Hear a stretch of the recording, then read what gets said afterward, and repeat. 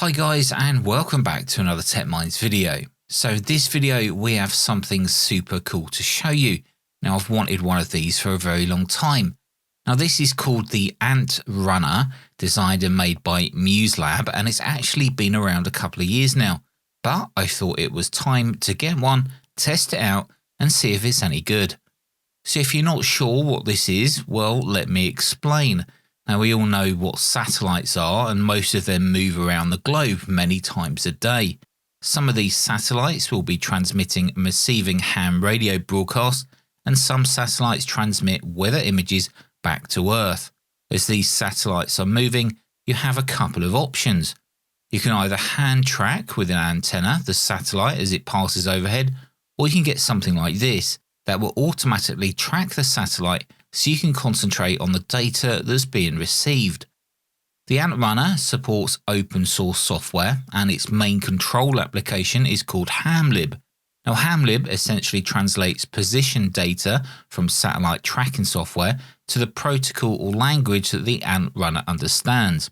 The AntRunner has two powerful motors which supports 360 degrees azimuth and 180 degrees elevation. It will also support antennas or dishes up to 5 kilograms in weight, but I would recommend to carefully plan counterweights if using heavy antennas. The AntRunner on its own weighs only 2.5 kg, so it's very portable. Of course, you do need to supply your own mount, like a tripod for example. 5 and 10mm thick acrylic has been used to create this satellite tracker, which is extremely sturdy and it's built to last. The only thing I needed to do when it arrived was just to tighten all the nuts and bolts. Now the main brains of the AntRunner is located here at the top, and as you can see there's a little Wi-Fi antenna stuck to the side. There's also a DC input and a USB-C socket on the board. Now to communicate with this, you can either use Wi-Fi or you can use serial over USB. Now Wi-Fi can be configured by connecting to its ad hoc Wi-Fi hotspot when it's powered on. However, in today's video I'll most likely be using serial over USB, as I actually found it a little bit more reliable. Now to power the AntRunner, you can either use a standalone 12-volt battery, or if you have a power bank that's capable of supplying a 12-volt charging output, you can use this supplied USB to DC power cable. In fact, that is what I used in conjunction with this Anker power bank. Now I think I got around 5 hours of continuous use with just this small power bank. Okay, so before we head outside to set it up, let's talk about how to control it. The first thing you'll want to do is move the elevation plate so that it's level, like this. Now when powered on, the AntRunner will assume that the elevation plate is at 0 degrees, and it will also assume that it's pointing north. Now there's no stop switches or calibration procedures, you simply just have to ensure it's positioned correctly before powering on. Now first I'll attach the power cable, and when you do this the motors will energize and they will lock into place. Then I'll plug the USB cable into my computer. Once the USB cable is plugged into the computer, you'll find a virtual serial port is available. Now remember, this is supported on most operating systems, but for this demo I will be using Windows 11. Now on Windows 11 you can actually find out the COM port number by checking a device manager. Now if you've not done so already, you need to download the software files from the GitHub page for the AntRunner, but just to make things easier. Now there's two applications that we're going to use here. We're going to use the middleman software that I mentioned earlier called HamLib, and the satellite tracking software called Gpredict. If you go into the HamLib folder, you'll see a couple of batch files, AntRunner start serial and AntRunner start Wi-Fi. So first we need to edit the AntRunner start serial file using Notepad and simply edit the COM port number at the end of the line here, and just make it the same as the port number that you found in Windows Device Manager. Save the file and then just double click on it. You should then start to see HamLib communicating with the AntRunner device. Okay, so now we need to use a satellite tracking application, and you can use whichever one you like as most of them do support HamLib. But for this demo I will be using Gpredict, that actually comes bundled in the downloaded files from GitHub. You can of course use the latest version if this version is too old. With Gpredict running, go to the top menu and select Edit, then select Update TLE from Network. Now this will download all the latest TLE files for satellites. Essentially, it's position prediction data that the software needs to position satellites on the map. Once that is downloaded, go back to Edit and select Update Transponder Data. Now this will download the latest data for each satellite, and it contains transponder frequencies. Now Gpredict can also control external radios and SDR applications by changing its receiving frequency to allow for Doppler shift. Essentially, the frequency will go down as the satellite passes overhead, so to get the best decode possible, it has to adjust the frequency. Now we need to tell Gpredict where to find the rotor, so click on Edit, then Preferences. First, from the General tab, we also need to tell Gpredict where in the world it is, so click on the ground station. Now you can edit the one that's there by changing the name and then changing the latitude and longitude, or you can just enter a Maidenhead locator and it will figure out your location from that. Click OK to save and then select Interfaces from the side menu. Click on Rotators and then click Add New. If you're running HamLib on the same computer as Gpredict, you can simply just enter a name and leave all other settings as they are, like shown here. But personally, I'm actually running HamLib on a computer in my conservatory, so I can control the rotor from inside my shack, which is indoors. Just click OK to save it. You can now exit from this Preferences menu for now. So now it's time to test it, to see if Gpredict can control the AntRunner Rotator. So ensure you have some satellites in view, which can be anything at this point. Your layout might look different, but you need to find the Rotator controller screen, which should look like this. On the bottom right of this screen, your AntRunner, or whatever you called it, should be selected. Now just press the Engage button. To the left of this is where you can select a satellite to track. Select a satellite from the drop-down menu and then press the Track button.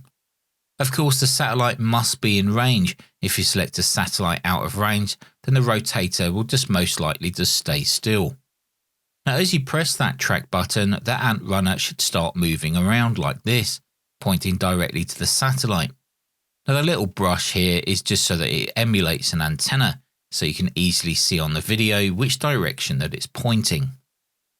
If you want to test other satellites that are in range, select them from the drop-down list, and the AntRunner should now start to track the newly selected satellite. Now, how cool is that? And to think this should be able to handle antennas or dishes up to 5 kilograms. One thing to be very aware of here, and that's the cable routing that goes to the control board. As you can see here, it's almost snagging. If it pulls too tight, then it could break the cable or the sockets on the PCB.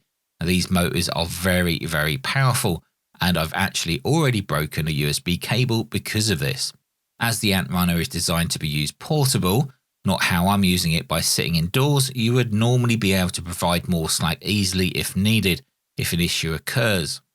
Of course, the other option you would have could be just to use one cable to power the unit and then use Wi-Fi to control it, which would mean no need for that USB-C cable. It'd just be one less cable to snag. Okay, so let's go and set this up outside. For this test, I'll attempt to track the ISS, the International Space Station, and receive its onboard ham radio repeater. Now I'll be using an AirSpy Mini connected directly to the dual band mini beam here. The SDR and the rotator are connected to a little mini computer running in my conservatory. It's also running HamLib and AirSpy server. Now this means I can remotely control AntRunner and I can remotely connect to the AirSpy Mini and listen in. So notice how the antenna is completely level, pointing north. As mentioned earlier, it must be like this when you apply power, just so it knows where it is currently pointing. I'm also using a tripod that I got with a recent antenna kit. The base plate that attaches to the tripod came with the AntRunner, and this is just held on with a thumb screw for easily attaching and removing from the tripod. Okay, so back indoors, and we have Gpredict running with the rotator controller and the radio controller software. The radio controller will communicate with SDR Sharp and tell it to automatically change frequency to account for Doppler shift as the ISS passes overhead. So let's take a listen to see what I captured from this small pass. Alpha 5 Foxtrot November Echo. Alpha 5 Foxtrot November Echo. Sierra Quebec 5 Foxtrot Whiskey Radio. Echo Alpha 5 Foxtrot November Echo. Golf 0, Radio X-ray Hotel. Golf 0, this is Echo Alpha 5 Fox November Echo. Repeat again. Golf 73. Now you must admit there's something pretty darn cool about watching an azimuth and elevation rotator in action, tracking that satellite as it passes overhead. Of course, I could have connected a radio to the antenna instead of just a SDR, and I could have transmitted through the ISS repeater if I wanted to, but I just wanted to keep things simple just for this demonstration. Now, as well as ham radio satellites that mostly use dual band VHF and UHF antennas, we can also track weather satellites. Now, with the removal of the NOAA APT satellites, we're only left with HRPT or AHRPT satellites, which actually isn't a bad thing. To receive these more clearly, we can use something like this. Now, this is the Discovery dish from rtlsdr.com. Now, I did make a dedicated video all about this dish if you want to go and check it out. Now, you can purchase different antenna feeds, which allow for receiving different parts of the RF spectrum. The feed that I have installed here for this test is actually the 1.7 GHz feed, and this also includes a built-in low noise amplifier and filter. Now, this provides us with the best possible chance of receiving clean signals. Mounting the Discovery dish on the AntRunner Rotator was actually fairly easy, as the Discovery dish weighs less than 1 kilogram. Now, the AntRunner can hold this perfectly. With the dish attached to the bracket on the AntRunner, you'll find that the elevation motor will kind of flop down, so you need to hold it level yourself until you apply power. Once power is applied, the motors of the AntRunner will hold it in place.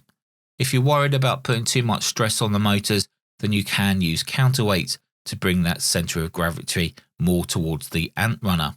Now, there's a couple of ways in which we can record and decode the data from these weather satellites. You can use Gpredict for satellite tracking and radio control, and then use SDR Sharp to record an IQ baseband recording, which we can then process later in a program called Satdump, or we can just use the Satdump application itself in collaboration with Hamlib to track the satellite, adjust the frequency of the SDR, and decode the data all in one software package.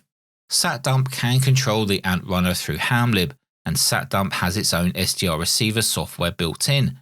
It also has a scheduler where you can schedule recordings of passing satellites.